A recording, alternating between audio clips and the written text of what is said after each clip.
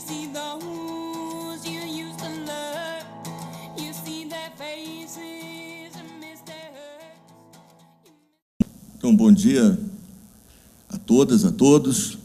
Estamos retomando hoje o nosso ciclo de debate da Fundação Perseu Abramo e da Fundação Frederic Ebert sobre classes sociais. E hoje nós temos a enorme satisfação de receber a Diana, que vai fazer a exposição inicial. Então, vou passar logo para ela e depois iniciaremos o debate e vamos colher as perguntas, comentários de quem está nos assistindo pelo e-mail imprensa@fpabramo.org.br. Vamos lá, então. Bom dia a todos. Eu agradeço a oportunidade de estar aqui. Vou falar um pouco sobre o fantástico progresso recente na renda dos brasileiros, que culminou com o aumento das pessoas com um grupo de renda média, mediana, né? E esse grupo do meio, que tem muita gente que chama de classe C, etc. A gente vai falar um pouco de um foco que a Secretaria de Assuntos Estratégicos vem dando nesse pessoal. Olhar um pouco dos determinantes, o que aconteceu que fez tantas pessoas aumentarem de renda e os desafios que persistem e umas políticas que a SAI vem desenvolvendo. Então, aqui a gente tem esse gráfico que é bastante emblemático, que é a taxa de crescimento média anual nos últimos 10 anos, 2001 a 2011, por décimos da distribuição de renda brasileira. A gente pega a distribuição de renda, pega toda a população brasileira, distribui em 10 pedaços. Ali, o primeiro são as pessoas com a renda mais baixa e aqui o décimo são as pessoas com a renda mais alta. Então, a gente vê que as pessoas com a renda mais baixa ali, o primeiro, o décimo, eles cresceram, sua renda cresceu a uma taxa média anual, em 10 anos, de 6,5% ao ano. Quer dizer, então, para essas pessoas, essa história de o PIB brasileiro cresce pouco e tal, para eles, não. Para essas pessoas, o Brasil está crescendo muito. Está sendo um país de muitas oportunidades. Quer dizer, e aí vai, sucessivamente, são taxas elevadas ali, os 40% mais pobres, que são do primeiro ao quarto décimo da distribuição de renda, vocês veem que eles crescem a taxas superiores a 5% ao ano. Depois vai diminuindo sucessivamente, até que o pessoal, aqui, os 10% mais ricos, a taxa de crescimento anual média na renda deles é de 1,5%, que aí já está mais perto das taxas de crescimento de PIB europeias, né? Então, graças a esse crescimento diferenciado entre os estratos de renda da população, é que a gente consegue diminuir desigualdade. Porque se todo mundo cresce a uma mesma taxa, a desigualdade permanece. Só para ter uma ideia de que o Brasil não poderia ter feito melhor em termos de um crescimento favorável aos grupos mais pobres, isso aqui é um gráfico que mostra uma distribuição do mundo, de todos os países, a taxa anual de crescimento média de 2001 a 2011, no mesmo período. A gente tem ali a Suécia e a China. Perto da Suécia estão os 10% mais ricos do Brasil. Perto da China estão os 10% mais pobres do Brasil. E entre a Suécia e a China tem mais de 50% dos países do mundo. Então, quer dizer, o Brasil conseguiu fazer aqui dentro, no crescimento da renda diferenciado, colocar o equivalente a mais de metade do mundo entre o crescimento dos 10% mais ricos e os 10% mais pobres. Seria muito difícil o Brasil ter um crescimento mais diferenciado. Não, eu acho pouco, queria ter diminuído mais ainda a desigualdade. Sim, aí tudo bem. Os ricos teriam que crescer, a renda dos ricos teria que crescer próxima de zero ou negativa, e para o Brasil e para os 10% mais pobres seria difícil crescer tanto mais. Tem poucos países que tem poucas posições que ele conseguiria deixar para trás se quisesse ter um crescimento maior. Então, a gente costuma dizer que os ricos do Brasil veem os pobres se aproximando deles em termos de renda, da mesma forma que a Suécia vê os chineses se aproximando dela. Aí aqui é um reflexo desse crescimento desigual, favorável aos mais pobres na renda, fez cair a desigualdade de forma impressionante, sistemática, desde 2000, ali, 2001. Vocês veem que essa é uma série que começa em 75, a desigualdade vinha meio que estagnada e, de repente, ela começa a cair de forma sistemática.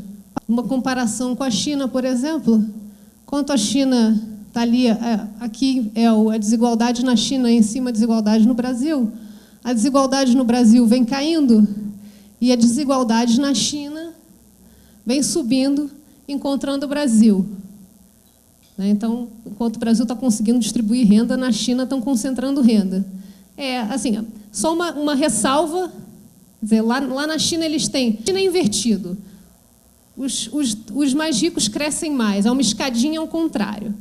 Só que uma ressalva, porque lá o primeiro décimo cresce a 8% ao ano. Então, assim, tudo bem, os ricos crescem mais, mas os pobres na China crescem mais do que os pobres brasileiros, que estão crescendo mais, Aí é uma questão de o quanto que uma sociedade valoriza um aumento na renda ou quanto que ela valoriza distribuição de renda. Aí aqui é a evolução da extrema pobreza no Brasil. Vocês veem que, em 2001, o percentual de extremamente pobres chegava a quase 18% da população, e em 2011 já cai para 7% da população. Quer dizer, caiu pela metade em 2008, de 2001 para 2008. E de 2001 para 2000, quer dizer, acho que quando a gente pegar os resultados da PNAD de 2012, a gente já vai provavelmente ver a extrema pobreza caindo para 1/3 do que ela era em 2001. Isso é bastante impressionante, porque os objetivos do milênio eles eram reduzir pela metade a proporção de extremamente pobres em 25 anos. E o Brasil conseguiu reduzir pela metade, de pegar de 2003, 18, para 9, ali, de 2003 para 2008, em 5 anos. O Brasil conseguiu reduzir, em 5 anos, pela metade, a proporção de extremamente pobres. Os objetivos do milênio davam para os países 25 anos para eles fazerem isso. O Brasil conseguiu fazer isso em 5 anos. Aqui a gente vê que, para essa queda na proporção de extremamente pobres, conta muito a redução da desigualdade. Então, se todo mundo, se só tivesse crescimento na renda, mantida a desigualdade constante, a proporção de extremamente pobres não cairia ali para 9, ela ficaria em 12. Todo aquele pedaço ali para cima, 63% dessa queda na proporção de extremamente pobres se deve à redução da desigualdade e não ao crescimento da renda. Tem muita gente que diz, não, caiu a proporção de extremamente pobres porque aumentou a renda, isso é crescimento, aumentou a classe média, isso é função fruto do crescimento. Não é só crescimento, mais do que crescimento é a redução na desigualdade. Aqui que a gente começa a ver aquele crescimento no bolo do meio, que eu estava falando antes. A curva vermelha, em 99, aqui vocês veem, nesse eixo de baixo, aqui é a renda, de 0 a 1.500 per capita, e ali em cima a proporção da população que tem cada renda dessas. Então, aqui são as pessoas que têm, qual é a proporção da população que tem, por exemplo, R$200, é esse ponto aqui, que tem R$100, é aquele ponto ali. Então, a gente via que em 99 tinha muito mais gente recebendo aqui, que tinha uma renda per capita com até R$250. Em 2009, caiu muito a proporção de pessoas que tinham até R$250 per capita. A partir desse ponto de R$250 per capita, começa a aumentar o número de pessoas com a renda. Então, vocês veem que, do ponto de 250 até mais ou menos aqui, 1.000, 1.200, aumentou a proporção de pessoas com aquela renda. É isso que eu estou falando, essa renda do meio, esse grupo que engrossou, porque tem mais gente agora recebendo essa renda aqui acima de R$250. E vai chegando aqui perto de 1.100, 1.200, aí vai ficando meio que estagnado. Aumentou pouco a proporção de pessoas com rendas acima de R$1.200 per capita, familiar per capita, né? Pegando todas as pessoas num domicílio, toda a renda, soma a renda de todas as pessoas no domicílio, divide pelo número de pessoas no domicílio, é essa renda per capita que a gente está tratando. Então, é isso que a gente diz, cresceu esse grupo do meio. Isso que estão falando, é a classe C, nova classe média, etc. Bom, para nós, é um grupo de pessoas que têm essa renda aqui em torno do meio, né? O grupo do meio. Então, lá na SAI, ainda na gestão do ministro Moreira Franco, ele percebeu esse movimento, todo mundo falando, classe C, nova classe média aumentando, pessoal consumindo mais, etc. Ele, quero olhar melhor para esse grupo aqui, porque o Brasil foi tão fantástico em diminuir pobreza, diminuir extrema pobreza, que agora tem mais gente aqui que entrou para esse grupo de renda mais no meio da distribuição. Vamos olhar para eles para cuidar que essas pessoas se mantenham e continuem progredindo. Não só que a gente não quer que eles voltem a uma situação pior, e a gente quer não só que eles não voltem, como eles continuem progredindo. Então, a SAI resolveu olhar para esse pessoal. Quando a gente foi olhar como é que a gente vai ver quem que é essa nova classe média, etc., a gente encontrou um monte de definição diferente para a classe média. Vamos, já que tem tantas, vamos escolher uma e olhar sempre para ela. A gente congela em valores absolutos, evidentemente corrigindo pela inflação, e vai olhando ao longo do tempo como que evolui o número de pessoas que têm a renda numa determinada faixa, né? Nessa determinada faixa. Então, a gente montou uma comissão que estudou várias definições, acabamos propondo uma. Vou falar um pouco aqui sobre a definição que a SAI usa, por favor. A definição de classe média da SAI, fazendo uma ressalva aqui, que nós não estamos falando de classes sociais, nós estamos falando de classe de renda. De classe social, uma coisa um pouco mais sofisticada, envolve alguma ideia talvez subjetiva, um certo padrão de vida. Mas aqui nossa preocupação era documentar essa evolução no grupo de renda do meio da distribuição de renda brasileira, para fazer políticas para essas pessoas. Tomamos a liberdade de chamar de classe média. Aqui está a distribuição da renda domiciliar per capita no Brasil. Aqui embaixo vai dos 0 até os 100%. Né? Aqui, os mais pobres para os mais ricos, né? E ali subindo a renda. Então, vocês veem que o ponto que divide a população brasileira na metade tem em torno de R$ 440 per capita. Tá? Pegando a renda de todo mundo no domicílio, somando, dividindo pelo número de pessoas no domicílio. Quem está no meio da distribuição de renda brasileira tem renda per capita familiar de R$ 440. Ou seja, tem metade das pessoas no Brasil recebendo que tem renda menor do que essa e metade acima. A questão para definir a classe média é onde que você corta essa distribuição, já que a gente estava querendo falar de classe de renda, onde que você corta aqui para dizer que é a tua classe média.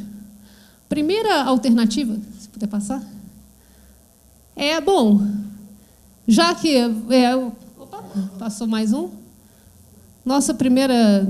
vamos ver, mais ou menos, para a gente ter uma ideia de quem está em volta desse ponto que se chama mediana, que a classe média de renda, nós achamos que ela está mais ou menos no entorno da mediana.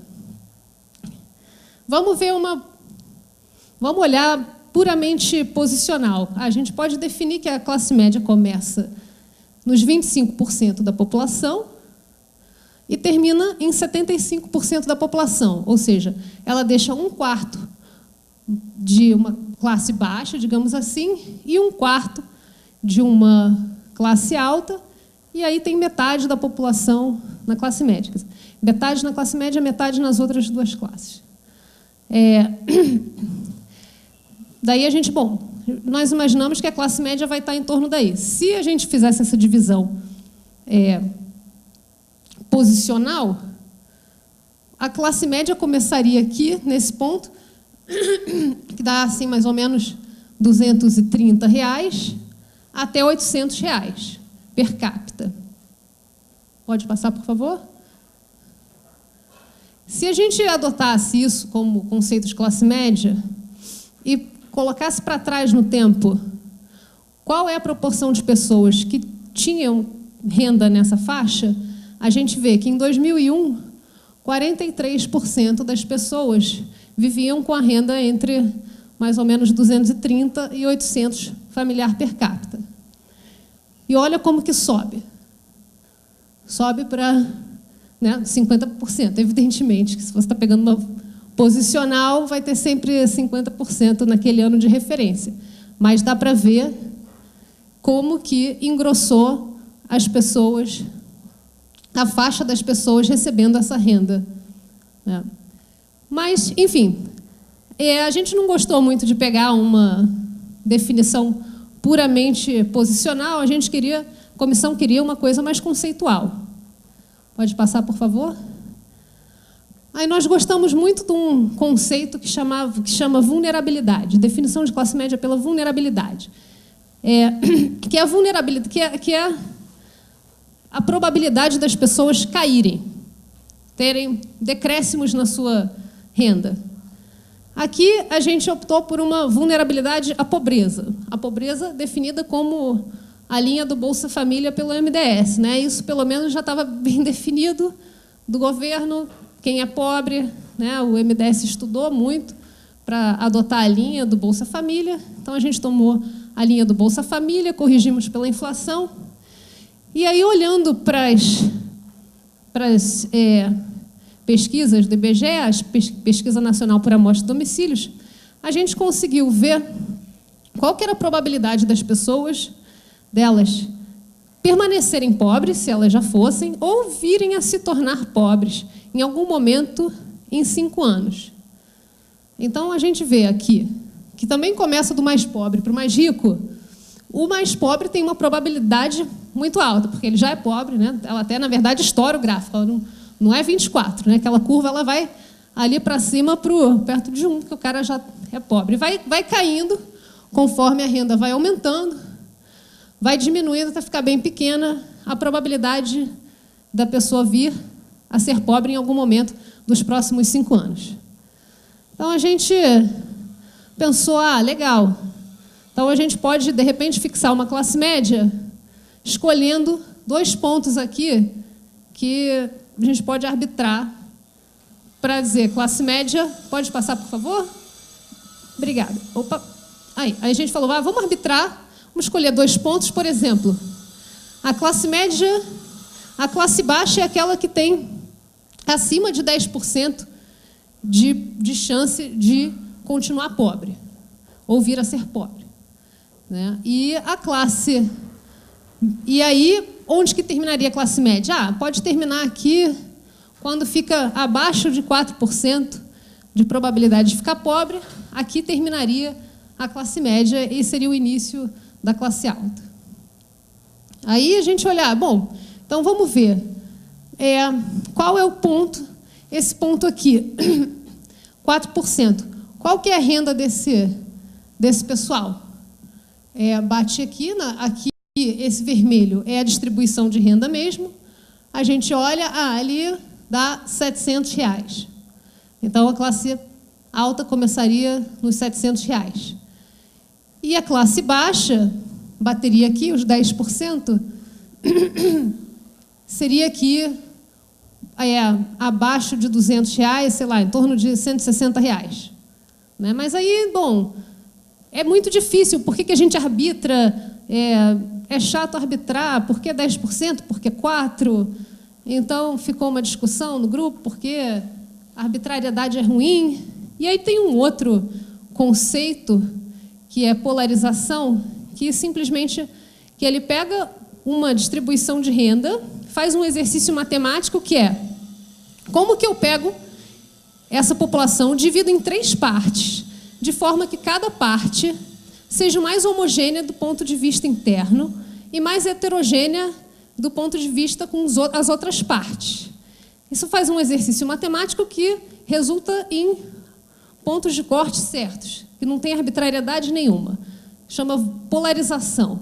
Então, tem muita gente que gosta desse método porque não tem arbitrariedade. Você pega a distribuição de renda, faz esse exercício, só tem uma solução para esse problema. Aí a gente pensou, bom, mas a gente gostava do conceito de vulnerabilidade. A gente não queria deixar essa questão da probabilidade da pessoa vir a ser pobre. Aí a gente pensou, bom, por que a gente não faz esse exercício de cortar a população em 3 partes, de forma a aumentar, a maximizar a homogeneidade interna, mas, em vez de considerar a distribuição de renda, a gente considera a probabilidade de vir a ser pobre. Pode passar, por favor? Porque daí a gente não tem que arbitrar nada. Esses pontos que resultam desse exercício, eles são os pontos que maximizam a homogeneidade interna de cada grupo.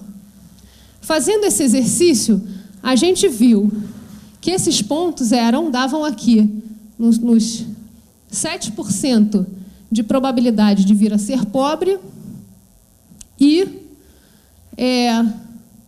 aqui 3% de probabilidade de vir a ser pobre. Ou seja, esses 2 pontos aqui são os que tornam esse grupo aqui o mais homogêneo possível do ponto de vista de quem está dentro dele. Né? E aqui, idem. Né? Esses aqui são os mais homogêneos do ponto de vista de quem está aqui, e aqui, idem. Aí a gente olha para a renda resultante. Né? A gente olha aqui, esse ponto aqui, qual que é a distribuição de renda? Qual que é a renda correspondente? Quem tem 7% de chance de ficar pobre tem uma renda de R$ 291 per capita. Então, para nós, é aqui que começa a classe média. E esse outro ponto aqui, de 3% de chance de ficar pobre, tem uma renda de R$ 1.019 per capita. Então, foi assim que a SAI chegou a comissão, que não foi formada só por pessoas da SAI, foi uma comissão formada por pessoas de fora, acadêmicos, outros membros do governo, que aprovou essa definição. Então, queria dizer, isso não é uma definição oficial do governo, isso é uma definição que a SAI usa, oferece para quem quiser usar, porque a gente quer olhar sempre para a mesma coisa. Por favor. E aí a gente consegue ver, nessa faixa que a SAI identificou como classe média, a evolução. Aqui, esse verde, o verde alargou. Ou seja, tem mais gente recebendo agora o equivalente a uma renda entre 291 e 1.019. Pode passar, por favor? Aqui a gente vê direitinho, né? Em 2002, tinha 38% da população com uma renda nessa faixa. Já em 2012, subiu para 53%. Embora no próximo gráfico vocês vão ver 52%, mas a gente... Opa, desculpa, volta lá.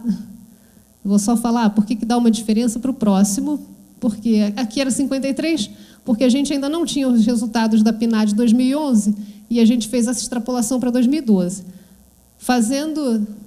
Depois com os resultados da PNAD de 2011, quando a gente faz a extrapolação para 2012, cai um pouco para 52%, mas, de toda forma, é uma expansão muito expressiva. E, como vocês veem, a classe baixa ela cai ali de quase 50% da população para menos de 30% da população. E a classe alta, ela até sobe um pouquinho. Ela era ali, tinha mais ou menos, vamos pensar, 13% da população, e agora é quase 20% da população. Tá? E aqui, só fazendo de novo uma ressalva, classe alta não é rico, classe baixa não é pobre. Os pobres estão incluídos na classe baixa, e os ricos estão incluídos na classe alta. Mas aqui tem a ver mais com a distribuição de renda brasileira, e que é essa classe alta em relação a quem? Em relação aqui aos 80% que têm uma renda menor do que elas. A classe baixa evoluiu aqui, ela era quase 50% e caiu para menos de 30%, 28%. Podemos passar, por favor? E aqui é uma coisa que a gente mostra, porque tem muita gente que diz, isso é um absurdo, essa classe baixa, essa classe média é a nova classe baixa, são pobres e tal, mas, enfim, a gente mostra aqui a distribuição de renda brasileira. Quer dizer, a gente tem aqui que,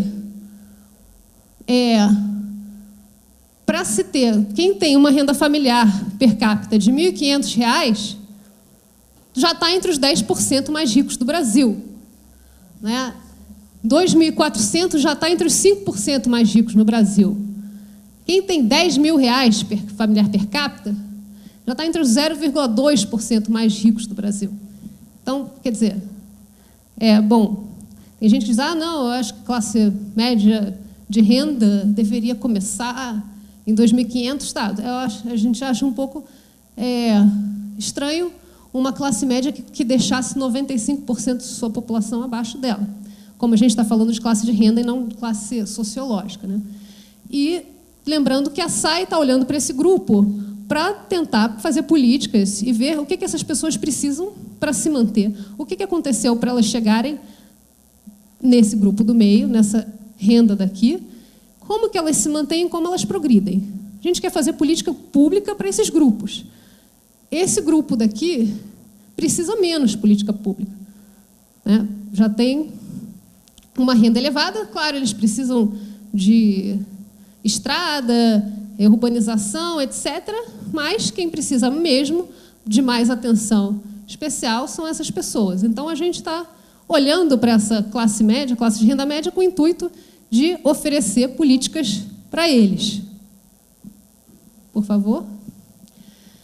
E para ter mais uma ideia também do que isso representa no mundo, né, ver que o Brasil também não está tão ruim.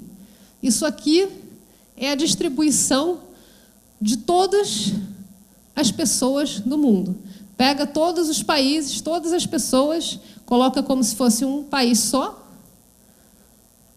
e aí a gente vê que 54% das pessoas no mundo vivem com uma renda inferior a 291. E 18% das pessoas no mundo vivem com uma renda superior a 1.019. Então, quer dizer, o Brasil está melhor do que o mundo. Tá? Então, é um pouco de uma defesa do que significa classe de renda média.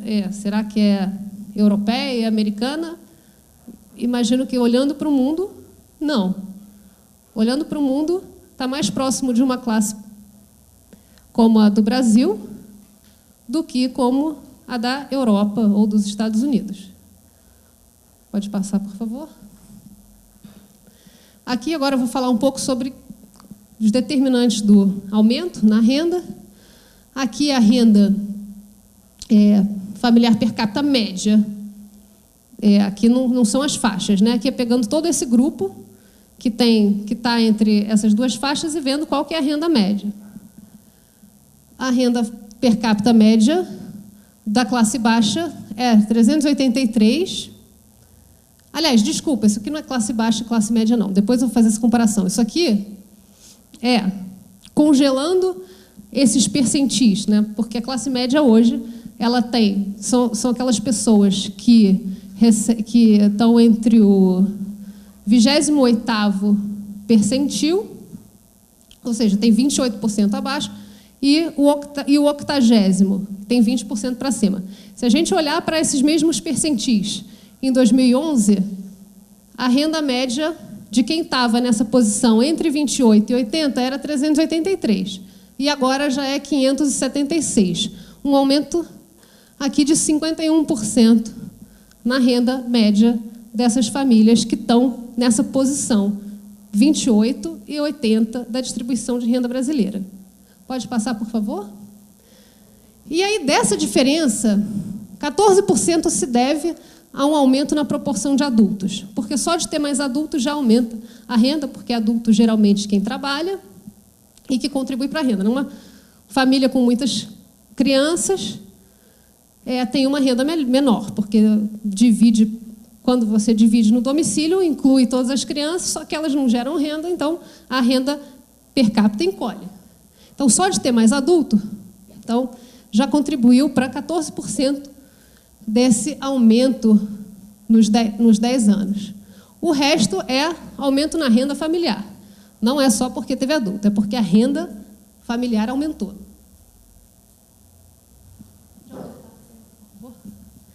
Daqui a gente vê que uma parte desse aumento da renda vem de renda que não é derivada do trabalho, 26%, que são transferências, incluindo as previdenciárias todas. Então, da diferença do aumento da renda de 2001 para 2011, 26% vem de renda não derivada do trabalho.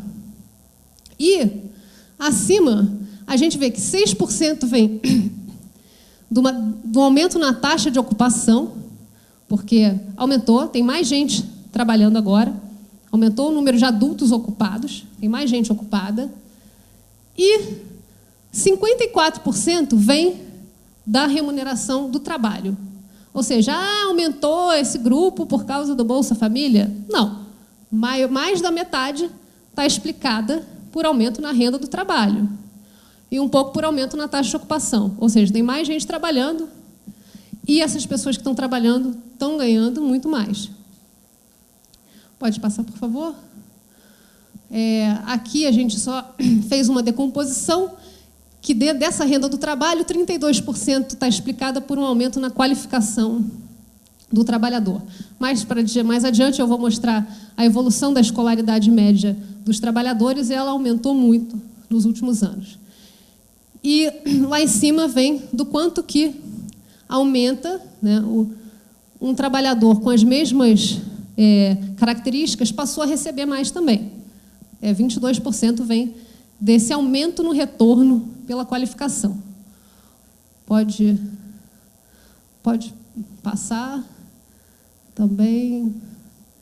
Bom, essa aqui, tem essa decomposição aqui. A gente vê, tudo bem, paga mais, mas isso é porque agora aquelas pessoas foram para postos que pagam mais, foram para ocupações melhores, quer dizer, essas pessoas que ficaram mais educadas, elas foram para ocupações que pagam mais, ou aumentou dentro da mesma ocupação. Aí a gente faz essa divisão, que 12% vem do aumento, pessoas com as mesmas características, no mesmo setor, passaram a receber mais. E aquela lá em cima é o quanto que vem da mudança, pessoas migrando para ocupações que pagam mais. 10% do aumento da renda se explica só pela migração das pessoas para os setores que pagam mais. Aqui é uma comparação em 2011 da classe baixa com a classe média. E a gente vê que o número de dependentes ser menor explica 12% da diferença entre a renda da classe baixa e a renda da classe média. Só porque tem menos dependentes na classe média, 12% da diferença já é explicada por aí. E 88% vem de uma maior renda familiar. Olhando para essa renda familiar, a gente vê que 17% de uma maior renda da classe média em relação à classe baixa vem das transferências. Você às vezes, estranho, né? Porque é a classe baixa que ganha Bolsa Família, outros benefícios. Sim, mas a classe média tem previdência, aumentou muito a formalização, aumentou o acesso à previdência, seguro-desemprego. Todas as transferências públicas estão aqui. Seguro-desemprego, abono salarial. Então, a renda das pessoas na classe média é maior do que da classe baixa, também por transferências de renda. Agora, maior parte da explicação vem da renda do trabalho. 71% da diferença na renda entre as duas classes é porque as pessoas que estão na classe média têm uma renda do trabalho maior. Ou seja, para trazer as pessoas da classe baixa para a classe média, renda do trabalho. Podemos passar? A gente faz essa mesma comparação com a classe alta. Da classe alta, o número de dependentes explica bem menos, porque já não tem tanta diferença entre a média e a alta em relação aos dependentes. Então, dependente explica só 3% da diferença. 97% vem da própria renda. Pode passar, por favor? E 20% vem das transferências ainda. Da classe média para a alta também. Por quê? A alta é a que está mais formal, que tem os maiores salários. Como ela tem os maiores salários e é formal, tem mais renda previdenciária, seguro-desemprego, todos esses benefícios. Então, na verdade, elas se beneficiam muito. A classe alta também se beneficia muito das transferências públicas. Agora, 77% vem da renda do trabalho. E aí, então, o que a gente está mostrando é que para a classe média ascender para a classe alta, também vai ser renda do trabalho. Não é renda de outras fontes. Aliás, desculpa, isso aqui está errado, não é só transferência, não. É transferência e outros tipos de renda, que tem renda de aluguel, renda de ativos. Eu tenho que corrigir aqui. Mas, de todo jeito, é a renda do trabalho que explica essa diferença, porque as pessoas que estão na classe alta percebem remunerações muito maiores. Ou seja, para explicar a expansão, o aumento da renda das pessoas na classe média é o trabalho. Para explicar como que as pessoas da classe baixa vêm para a classe média, é a renda do trabalho. Para as pessoas progredirem para a classe alta, continua a renda do trabalho. Então, para a SAI, política para a classe média é essencialmente política para o trabalho, para aumentar a renda do trabalho. Pode passar, por favor? Aqui a gente vê a evolução, né? Confirmando por que o trabalho explica tanto do aumento da renda, a evolução na remuneração dos trabalhadores. De 2001 até 2003, caiu a 5% ao ano. Encolheu a renda do trabalho. De 2003 em diante, sobe a 4% ao ano. Então, aumentou. A renda do trabalho média, que era mais ou menos R$ 920, já está R$ 1.255. Pode passar, por favor?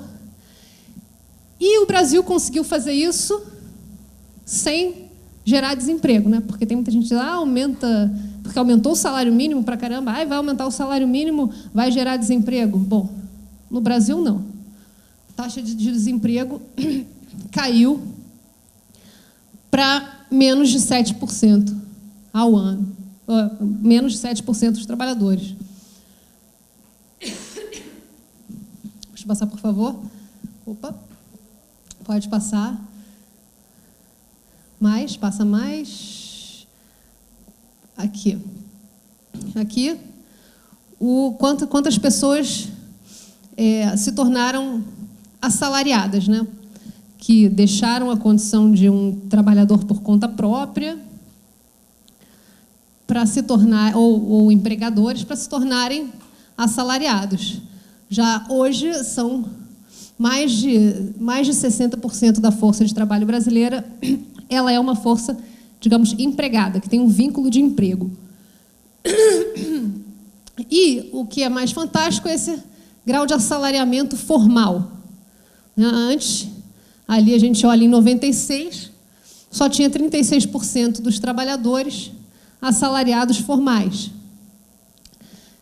Já chega em quase 50% em 2011.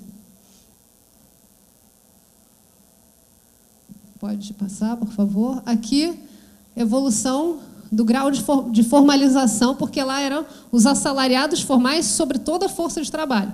Aqui, a gente pegou só os empregados no setor privado, né, quem tem vínculo empregatício, e viu qual que era a proporção de formais. Tá? Em 95, ela não chegava a 65%, agora ela alcançou 75%. Ou seja, 75% dos trabalhadores no Brasil, hoje, dos trabalhadores que têm vínculo empregatício no Brasil, já têm carteira assinada. E estão protegidos pelo sistema público de proteção ao trabalhador. Isso é mais impressionante, né? Porque o salário subiu, o salário mínimo subiu, a taxa de desemprego caiu, não só a taxa de desemprego caiu, como a formalização aumentou. Então, o Brasil conseguiu desbancar muitas previsões da teoria econômica, que diriam que se eles aumentassem o salário mínimo, ia gerar desemprego, informalidade. Não foi o que aconteceu. Pode aumentar. Aqui. Pode subir, por favor. Aqui é a evolução da remuneração por séries completas, né? Ela vinha caindo, a remuneração por... Ela era... Né, aqui tem... Não, peraí, gente, desculpa, tem alguma coisa errada nesse gráfico. Isso aqui não é número de séries completas. Eu não sei, eu vou pular esse aqui porque eu não estou conseguindo entender o que é esse daí, não. Está errado, claramente errado. De novo, desculpa, faz mais, pula mais. Bom, esse aqui, sim, é o número de séries completas. Pode só passar mais um para aparecer aquele título? Isso aqui é a escolaridade da força de trabalho que eu estava falando, que aumentou pra caramba. Então, a gente não progrediu só porque a gente está pagando mais para os trabalhadores com as mesmas características. Os trabalhadores estão melhores hoje. A escolaridade aumentou dessa proposta de qualificação do empregado com outras políticas que já vêm sendo desenvolvidas no governo. O que é essa daqui? Qual é a lacuna que essa preenche que não estava preenchida ainda? Qual que é a complementaridade dela com as outras? Então, a gente está nesse momento, mas a gente entende que tem que ter esse diálogo ampliado, mas que não faria sentido assar e buscar o diálogo sem ter internamente no governo uma adesão. Então, uma outra pergunta é sobre como que, se vocês debateram um pouco o que aconteceu em junho e o que seguiu na sequência, né, nos protestos, porque eu cheguei a ver uma entrevista ou um artigo curto do Marcelo Neri, mas um pouco se vocês, na secretaria, se vocês debateram significados e tudo mais. O ministro, ele estuda bastante, ele ficou um pouco perplexo, né? Porque, do ponto de vista social, o Brasil avançou muito, né? Então, desigualdade diminuiu, coisa que nunca tinha acontecido. O Brasil já tinha crescido muito em outros períodos, milagre econômico, mas nunca era um crescimento favorável às classes mais baixas. Então, a desigualdade caiu, a escolaridade aumentou, o emprego aumentou, a formalização aumentou. Ele ficou um pouco perplexo de como que as pessoas estão tão insatisfeitas num progresso sem precedentes na história. Mas também, por um lado, mas aí às vezes as pessoas ficam mais exigentes também. Então, eu sei que o ministro faz parte de um grupo de trabalho na Casa Civil, mas daí é uma participação mais direta do ministro com outros ministros. Nós que estamos dentro de uma subsecretaria dentro da SAI, não estamos envolvidos nessa discussão. Quer dizer, nós trabalhamos nessa produção de diagnósticos, oferecemos algumas propostas, mas nós não estamos nos metendo nessa confusão que é bem difícil de entender. Nós, da subsecretaria, só para dizer, o ministro está muito preocupado com isso, mas o governo criou um grupo de trabalho para isso, e daí a discussão está maior dentro do governo, coordenado pela Casa Civil. Esse grupo de trabalho, existe um grupo de trabalho que está, sim, muito preocupado em responder aos anseios da população. Só mais uma, né? Eu lembro que acho que é um texto introdutório do primeiro caderno, Vozes da Classe Média, que vocês organizaram lá. E aí tinha um texto do Hermano Viana com outros autores, e ele falava que o Brasil tinha se orcutizado e que faltava orcutizar a política. Sempre achei isso curioso, assim, e até talvez uma boa provocação, mas como é que vocês pensam isso? Eu acho que, vou dizer, o ministro Marcelo Neri, ele está muito preocupado com essas questões de uma maior. Eu entendo que essa orcutização, o Orkut permitiu a pessoas que eram, digamos, invisíveis aparecerem, né? O Orkut é um lugar bem democrático. Qualquer pessoa entra lá no Orkut, coloca seu perfil, um monte de gente, né? Essas pessoas têm acesso, visualizações, muita gente tem blogs, né? de classes mais baixas, e eu acho que a orcutização da política, minha interpretação seria assim, maior participação também das pessoas diretamente na política. O ministro Marcelo Neri, ele faz mais esse trabalho do lado do IPEA. A SAI tem mais dificuldade, é uma secretaria pequena. Esse grupo que está lá, a SAI também, ela vai muito com a cara de quem é o dirigente. A Secretaria de Assuntos Estratégicos muda bastante de acordo com quem está ocupando a pasta. É uma pasta quase que coringa, que responde muito rápido. Mas, atualmente, não tem uma instância de participação mais direta, né? A gente tenta ouvir a população olhando para as pesquisas de opinião. Não é que a gente ignora a população, mas a gente faz isso olhando as pesquisas de opinião e considerando o que as pessoas expressam nessas pesquisas de opinião, em vez de criar um espaço.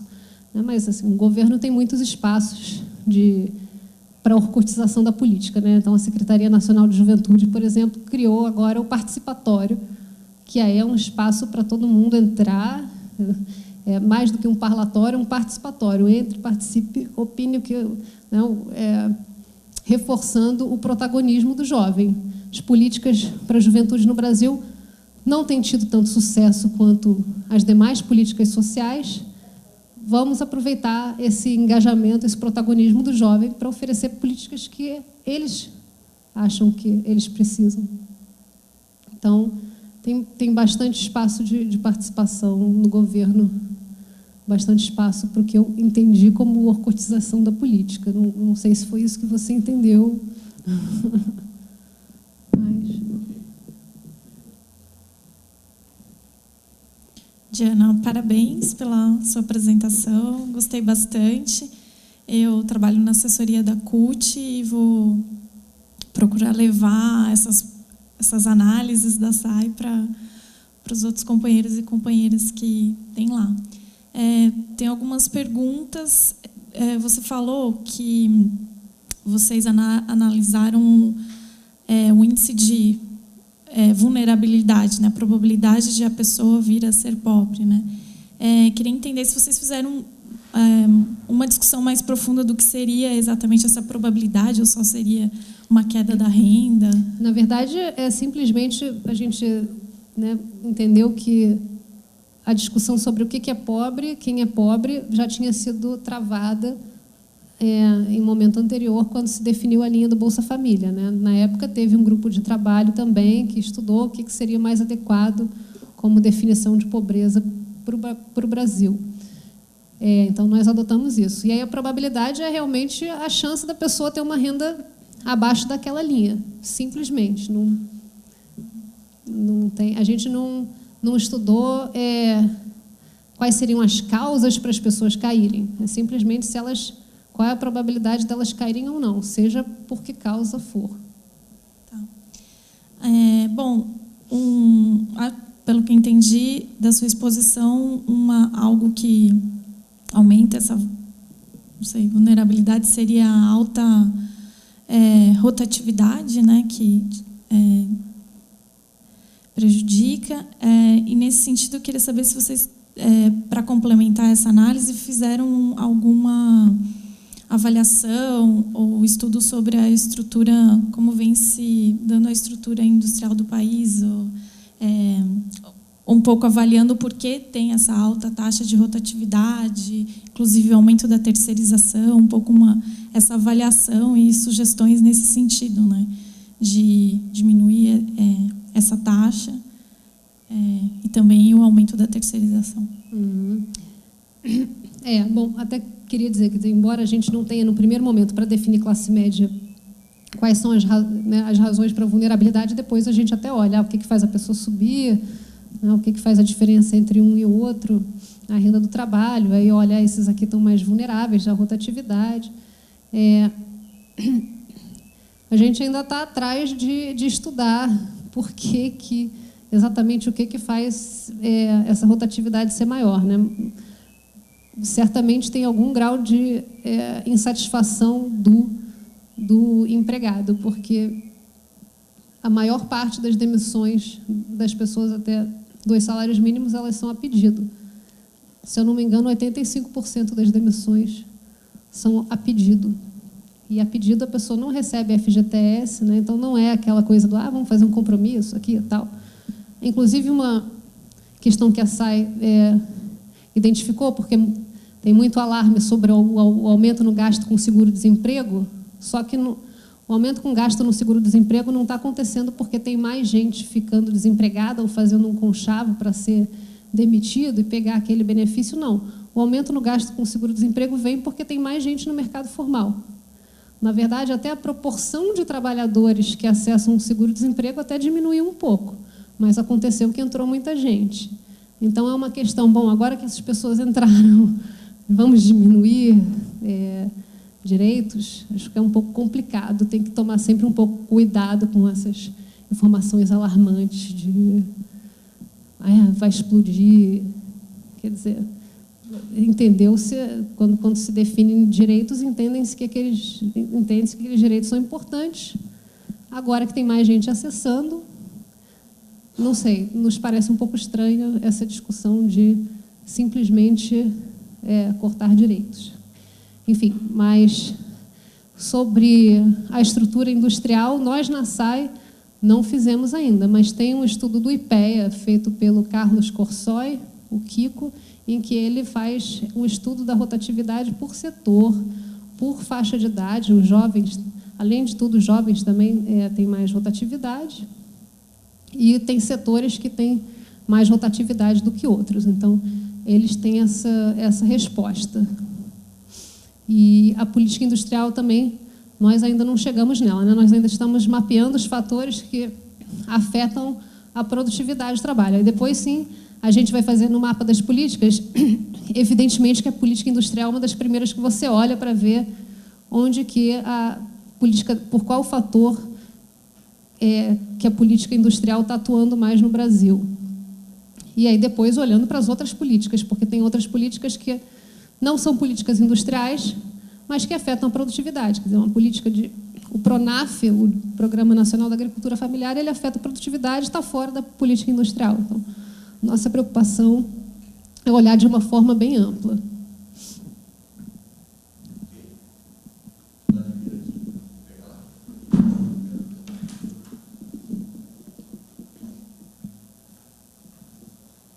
Vladimir?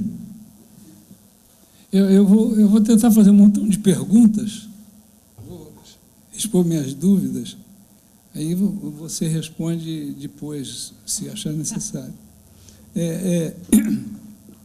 A primeira coisa que vamos dizer, me estranha aqui, você faz uma distinção entre renda e desigualdade, né? Uhum. E isso precisa ficar mais claro. Eu não tenho dúvida que, vamos dizer, diminuiu a desigualdade do Brasil e aumentou um pouco a renda geral das populações mais baixas. Isso não é dúvida. A minha dúvida está no seguinte: por que eu considero 10 mil renda alta? Isso, do ponto de vista do Brasil, 10 mil é uma renda média. Vamos dizer, não está nem relacionado com os mais ricos que recebem muito acima disso. Por que nesse conjunto de estudos não entram realmente as grandes rendas, que devem ser menos de 0,2%? Né? Certamente. 0,2 então, já é 10 mil. Pois é, porque vamos dizer, aí entra o outro problema da classificação da renda, classe de renda. Você diz, bom, não é classe social. Mas, do ponto de vista geral, o que sai na imprensa, o que sai nas publicações, etc., passou a ser classe social. Não sei se precisava rediscutir isso, se vocês pretendem rediscutir, porque isso tem conotação social e política muito grande.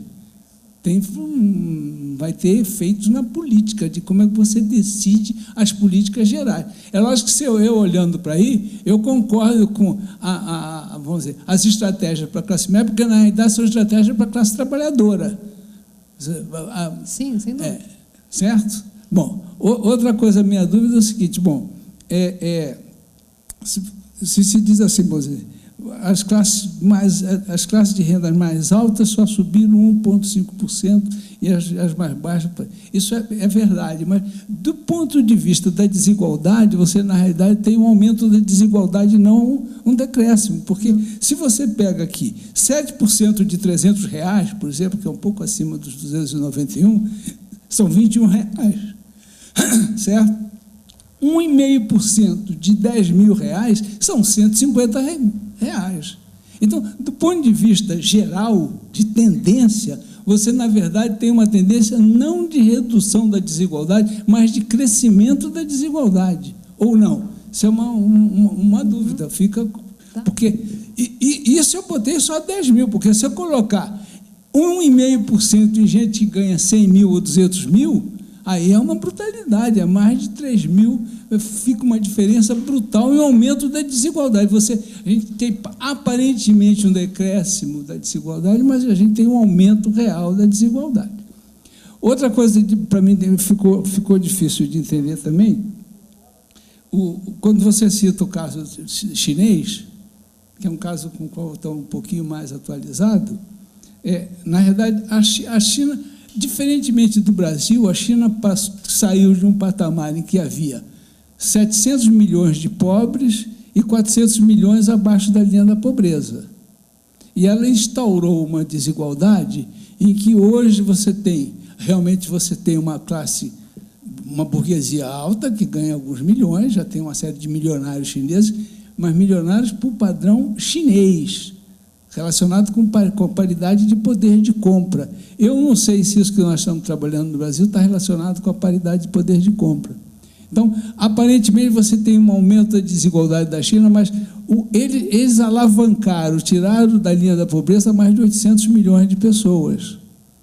Então, o gráfico, como está mostrado, eu não sei se reflete essa duplicidade. No Brasil, não, nós temos uma desigualdade brutal, reduzimos aparentemente essa desigualdade, mas eu acho que não. Eu acho que nós melhoramos a situação de camadas mais pobres, mas os outros mais ricos estão muito mais elevados. O que tem gente ganhando dinheiro nesse país e cresceu a renda de uma forma brutal. Eu não senti no trabalho essa realidade, digamos assim. Eu tenho dificuldade de ver essa realidade da forma como está sendo apresentada. Deixa eu ver outra coisa aqui. Na verdade, não são os ricos do Brasil que se aproximam, não são os pobres que se aproximam dos ricos. Na verdade, os pobres se aproximam dos médios. No Brasil, alguns dos médios estão muito chateados com isso. Isso a gente vê nos aviões, nos aeroportos, né? O pessoal reclamar que tem um montão de gente que está acostumada a ver, e estava acostumada a ir de ônibus, e parece que leva para o avião, para viajar de avião, a mesma prática de viagem de ônibus. Mas isso é classe, vamos dizer, socialmente é classe média, não é? Quem viaja de avião de carreira dentro do Brasil não são ricos. O rico viaja com avião próprio, o avião da empresa. Então, essa distinção, eu fico com muita dificuldade de entender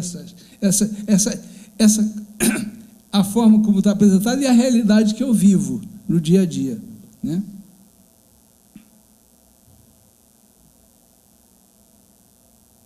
Eu acho que é isso. Bom, vou tentar responder todas as perguntas. Primeiro, como que a gente faz para saber a contribuição do aumento da renda média, como que a gente faz para saber a contribuição da redução da desigualdade? É que a gente faz um exercício, a gente pega qual que era a desigualdade em 2001 e a renda em 2001, e aí a gente faz até 2011, bom, para ver se só tivesse aumentado a renda média. A gente faz todos os percentis, a gente pega a população brasileira, divide em 100 pedaços e faz 100 pedaços de acordo com a renda e faz todos eles crescerem a mesma taxa média. Seria aquela escadinha do início, todo mundo crescendo a uma taxa igual. Aí a gente olha onde que ia parar a renda das pessoas. Então, a gente vê, bom, onde ia parar a renda das pessoas e, consequentemente, a proporção de extremamente pobres. Se todo mundo tivesse um aumento médio na renda, quer dizer, a gente olha qual que foi a taxa de crescimento média nesses anos. Foi de, por exemplo, esse número que eu vou dar não é o número certo, né, mas vamos supor que tenha sido no período de 40%, não anual. Então, se todo mundo tivesse crescido 40% a renda, qual que teria sido a redução nos extremamente pobres? Tá. E agora, então, a gente sabe que todo o resto, a gente sabe qual foi e qual que é o efetivamente observado. Não sei, talvez se voltasse no gráfico, ficaria mais fácil para explicar. Acho que tem que colocar a setinha, acho que para o outro lado. A setinha contrária. E aí vi bastante, bem lá. Não está funcionando? Bom, problemas técnicos. Mas a gente vê qual que é efetivamente a proporção de pobres. Isso a gente tem, porque a linha de extrema pobreza foi definida. E a gente sabe que no Brasil diminuiu a proporção de pessoas que estão vivendo com uma renda abaixo daquela. Então, quer dizer, se a renda de todas as pessoas tivesse crescido, a média que efetivamente cresceu o Brasil, mas que as desigualdades tivessem sido mantidas, a proporção de extremamente pobres teria diminuído menos. Então, essa diferença que a gente acredita a redução na desigualdade, né? Então, porque essas pessoas mais pobres cresceram com uma taxa maior. Todo mundo não cresceu a mesma taxa. Crescer os mais pobres a taxa maior diminui a concentração de renda, diminui com relação... A concentração de renda você não olha com relação ao passado, ficou mais concentrado. Você olha com relação à renda daquele ano. Em 2011, qual que é o grau de concentração de renda? É menor do que em 2001. Porque também, quer dizer, embora... é porcento de uma renda baixa, sim, mas também são muitas pessoas. E aí, olhando para... Não sei se agora vale a pena a gente ainda ir no gráfico. Não sei o que vocês acham. Não, o gráfico não é esse, não. Está bem lá atrás. Esse aqui, né? Aqui seria... aqui foi o que efetivamente aconteceu. E, na verdade, tem dois jeitos de você fazer o exercício. Na verdade, esse exercício aqui, ele é até diferente do que eu falei. Porque como que você pode fazer? Você pode fazer, eu vou pegar a renda em 2001 e fazer todo mundo crescer pela mesma renda média e ver, bom, todo mundo crescendo a mesma renda média significa que os... Volta lá no anterior, por favor. Volta lá naquele das escadas. O primeiro gráfico. Se todo mundo crescesse a renda média, né, todo mundo teria crescido a, digamos, quase 3% ao ano. Esse pessoal aqui, os 10% mais pobres, eles teriam crescido 3% ao ano, e os ricos também. Aí você consegue olhar, bom, se todo mundo, se os mais pobres tivessem crescido só 3% ao ano, qual seria a proporção de pobres, extremamente pobres hoje? Ela seria maior do que ela efetivamente está. Ou você faz um outro exercício. Bom, não, eu vou manter a média e vou só mexer quer dizer, eu vou fazer as pessoas crescerem com média zero, eu vou forçar que a renda média, taxa de crescimento média, seja zero, eu vou mexer só na desigualdade, quer dizer, eu mantenho essa diferença proporcional entre o crescimento das rendas de cada décimo, só que, em vez da média ser 3, a média sendo 0. Qual seria a proporção de extremamente pobres se eu mantivesse essa diferença relativa nas taxas de crescimento entre os décimos, mas que a média fosse 0? Aí pode ir lá para aquele gráfico.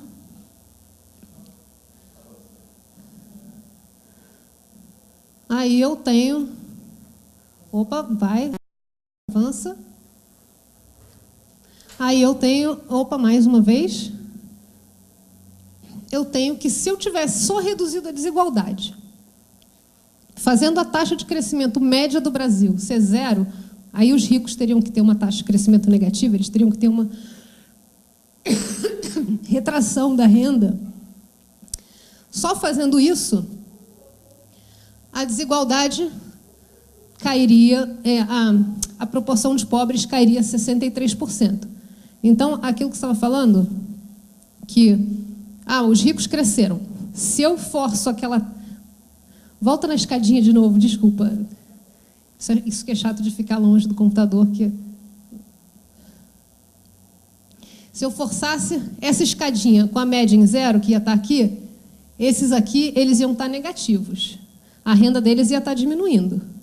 Mesmo com a renda desses 20% mais ricos aqui diminuindo, você pode voltar? Você teria uma queda na proporção de extremamente pobres, vai mais um, de 63% do que ela é hoje. Então, quer dizer, o fato que os mais ricos cresceram um pouco, na verdade, como os mais ricos cresceram, mas os mais pobres cresceram mais ainda, a proporção de pobres, na verdade, caiu. Então, mesmo que os mais ricos cresçam uma taxa em cima de um montante grande, essa diferença na taxa de crescimento, ela afeta, sim, ela reduz, sim, a desigualdade. Ela aumenta, sim, ela diminui também a proporção de pessoas abaixo da linha de extrema pobreza. Então, o fato dos ricos crescerem ainda algum positivo, como os mais pobres cresceram muito positivo, você fez com que, sim, tenha uma redução maior de extremamente pobres. Lembrando que esse ponto aqui seria qual seria a minha proporção de pobres se a média tivesse sido 0, mas com aquela mesma diferença de taxa de crescimento entre as rendas, que significa que aqui, nesse ponto, aqueles 20% mais ricos teriam crescido a taxas negativas, e aqui eles cresceram a taxas positivas. Com essa realidade, a gente tem menos gente extremamente pobre. E indo para o índice de Gini, que mede a concentração de renda, também a gente vê melhora na desconcentração de renda. Então, assim, tudo bem. Se os mais pobres tivessem crescido aquelas mesmas taxas que eles cresceram e os ricos tivessem tido decréscimo, a taxa média brasileira ia ser menor de crescimento, teria menos concentração de renda. Mas aqui também é aquilo que você falou. Esses 20% mais ricos que a gente olha lá, eles são os 20% mais ricos, eles não são ricos, digamos, não são os magnatas, eles são trabalhadores também. Os magnatas estão na pontinha da pontinha daquele último décimo, né? Mas não sei, assim, o quanto que para um país é bom você ter o rico crescendo a taxa, encolhendo a renda do rico, porque o rico também é o cara que mais consegue ter mobilidade de capital dele. Não estou crescendo aqui, vou levar meu capital para outro país, vou para a China. Porque lá na China, os mais ricos cresceram, a gente tem um gráfico, eles cresceram a 14% ao ano. Os mais pobres cresceram 8% ao ano. Então, não sei assim, o quanto também que o Brasil quer que os ricos tenham tanto decréscimo na renda deles, porque eu acho que eles têm possibilidade de levar o capital deles para outro lugar. Bem ou mal aqui, tem empresas, vocês gastam aqui, não estou fazendo nenhum juízo se eles deveriam ser mais tributados, ter tributos sobre grandes fortunas, só acho que não sei se é tão desejável assim que se queira que a renda deles caia, né? Você pode querer, não, eu quero que a renda deles suba porque eu quero tributar muito. Vou tributar mais. Se a renda deles subirem, eu vou tributar mais. Mas que eles tenham retorno das atividades deles. E, não, a gente não estudou, quer dizer, eu não acho que essa realidade é falsa, porque essa realidade aqui, a gente está olhando, a gente não está olhando qual é a maior renda do Brasil e olhando a renda desse ponto de vista. A gente está olhando do ponto de vista de quantas pessoas têm essa renda. Seria assim, eu sempre penso, se você for olhar para a altura média, né? A altura média no Brasil é aquela que está ali mais ou menos no brasileiro mediano. Tem 50% dos brasileiros que são mais baixos, 50% dos brasileiros que são mais altos. Eu não estou falando altura alta do cara mais alto lá e tal. Acho que é um exercício válido, sim, principalmente para ver quanto que essas pessoas poderiam contribuir para a redução da desigualdade mais ainda. Só que nosso exercício foi ver essas pessoas que estão subindo, que eu acho assim estranho pensar, elas são... eu acho um pouco estranho pensar que você tem uma classe média que está entre os 0,2% mais ricos ou 2% mais ricos, que deixa 98% para trás. Tudo bem. Aí é um exercício válido, mas para as políticas públicas que a SAI queria fazer, a gente entendeu olhar para esse grupo aqui. E nós também olhamos a literatura e as definições de classe média, inclusive dos países ricos, a OCDE, por exemplo, ela não define classe média por um padrão de vida. Ela pega o entorno da mediana, metade da mediana e 1,5 vezes a mediana. Se eu pegasse esse da OCDE e aplicasse para o Brasil, ia dar uma classe média mais pobre, ia dar abaixo da que a SAI usou. Então, não sei, acho que não foi a SAI que inventou, quer dizer, existe uma literatura muito grande que define classe média olhando para a distribuição de renda da população, qual é a proporção de pessoas que recebem aquelas rendas, e não olhando para um padrão de vida.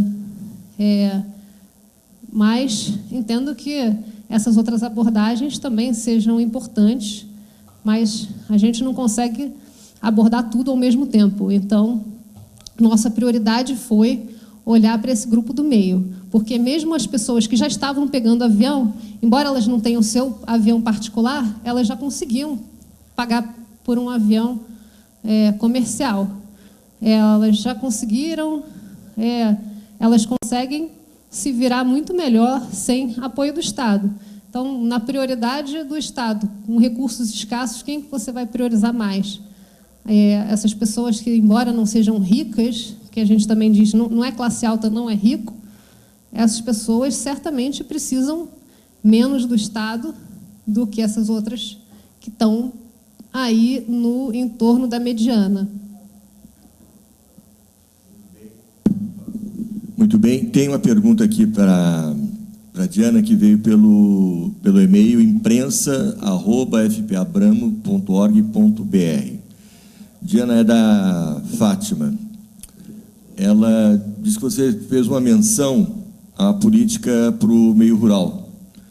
Mas, no entanto, nas proposições da SAI sobre as proposições finais são centradas sobre emprego, qualificação do emprego e tal. Como é que fica, então, essa parte dos médios do rural? Olha, a gente acha que essa parte ela está coberta em termos de oferta do governo federal. Porque se você olhar alguns estados, se você olhar a taxa de crescimento na área rural, de novo eu volto a citar o exemplo do Piauí, pegar a área rural, ela cresceu mais do que na área urbana. E os mais pobres cresceram muito mais do que naquela escadinha aqui, mais do que do Brasil. Tá? Lá, se eu não me engano, está acima de 10% o crescimento da renda na área rural, dos 10% mais pobres na área rural. E isso, quando nós revelamos até esses dados para o estado do Piauí, o ex-governador Wellington Dias, ele ficou, nossa, porque a gente estava olhando de 2001, 2011, nossa, caramba, né?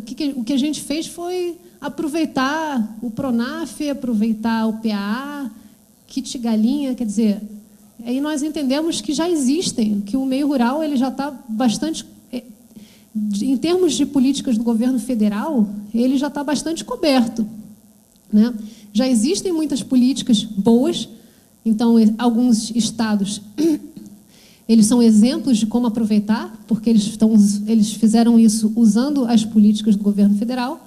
O que a gente tem que trabalhar é para que outros estados que não estão conseguindo aproveitar essas políticas consigam aproveitar. Aí sim, a SAI está olhando, a SAI trabalha com o Maranhão, por exemplo. A SAI também, como ela não consegue trabalhar de uma vez só com todos os estados que acabam nos procurando, a gente trabalha com eles. Então, o Maranhão nos procurou, e no Maranhão foi o contrário. A concentração de renda na área rural aumentou.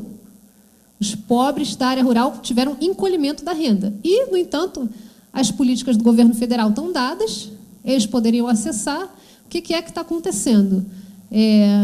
Então, na verdade, a gente trabalha sim, mas aí a gente não trabalha com uma proposta, porque a gente entende que as políticas que existem são boas. O que a gente tem que melhorar é o aproveitamento pelos diferentes estados, pelos diferentes municípios, das políticas que já existem, né? Então, existem esses programas, já existem muitos programas também de, digamos, qualificação, que são os de assistência técnica e extensão rural, para a área rural, que funcionam muito bem quando usados. quando bem aproveitados. Obrigado, Diana. Tem mais um aqui do Ronaldo, que nós temos mais de 300 que nos acompanharam aqui nessa manhã. E o Ronaldo deve ter acompanhado uma entrevista que a gente fez segunda-feira com o professor Reginaldo sobre o tema educacional. E lá na entrevista o Ronaldo lembra que o tema de um conjunto de políticas públicas que melhora a renda e a situação de vida das pessoas incide diretamente sobre a educação.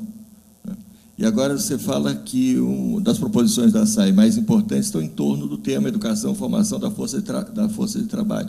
Então, como é que vocês veem essa relação de que aumentou, do que eu entendo agora da pergunta dele, de que aumentou o número de séries na formação da força de trabalho, e agora a proposição é qualificar mais? É basicamente qual a relação com o que veio antes? Né, a gente... Educação, sem dúvida, é fundamental, e acho que ninguém tem dúvida disso. Não é à toa que os royalties do petróleo estão indo, maioria, para a educação. Mas a educação tem impactos de mais longo prazo, e a educação não atinge tanto os trabalhadores que já estão no mercado de trabalho. Né? Tem educação de jovens adultos e tal, mas muitas vezes os trabalhadores não têm nem tempo para perseguirem uma educação formal, um aumento de escolaridade, né? Então, muito também do aumento de escolaridade vai vir, dos trabalhadores, vai vir que o Brasil está aumentando a massa de pessoas escolarizadas. Então, tem mais gente agora saindo. O Brasil aumentou muito a escolaridade média nos últimos anos. Então, esses trabalhadores, os novos trabalhadores, eles já entram com uma escolaridade maior, que vai aumentando a média da escolaridade de todos os trabalhadores. Mas aí, para aqueles trabalhadores que estão lá, que precisam de um retorno de mais curto prazo, que não vão conseguir voltar para um sistema educacional, o que oferecer para eles? Então, essa foi a resposta que a gente procurou dar. Esse programa de qualificação, digamos assim, que cabe dentro de que um trabalhador dispõe de horas para se qualificar. Porque tem programas que são muito bons, só que demandam muitas horas, e um trabalhador que já está no mercado de trabalho, ele não consegue abrir mão daquela renda do trabalho dele para ir frequentar. Então, nós conversamos com o Senai, perguntamos se 40 horas, se era muito pouco ou não, e eles, na opinião do Senai, que 40 horas é um bom número, que, inclusive, os cursos de qualificação, que normalmente são financiados pelas empresas, têm 40 horas.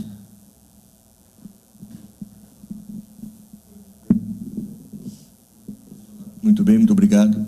Tem mais alguma questão? Olá, o trânsito está difícil hoje. Tem mais alguma questão? Jean?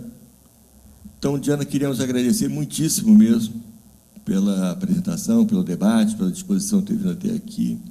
E nós, como sempre, vamos disponibilizar todo o debate no portal da FPA, fpaabramo.org.br. O Jean da FES para o seu comentário final e anunciar a próxima. Bom, vou aproveitar aqui rapidinho, enquanto se passa o microfone para ele, para eu agradecer o convite. Fico muito feliz. Discutir, tem que ter esse confronto de ideias mesmo, até para a gente não ficar acomodado lá no governo, achando que estamos resolvendo todos os problemas, estamos resolvendo os problemas certos. E, enfim, estou aberta para outros debates em outras áreas. A gente também tem trabalhos vem desenvolvendo trabalhos na área de juventude, enfim, outras políticas para pessoas isoladas na área de fronteira, enfim, só para dizer que gostaria muito de ter mais oportunidades de conversar, de confrontar expor essas ideias do governo, ainda mais com 300 pessoas acompanhando, bastante significativo. Obrigada.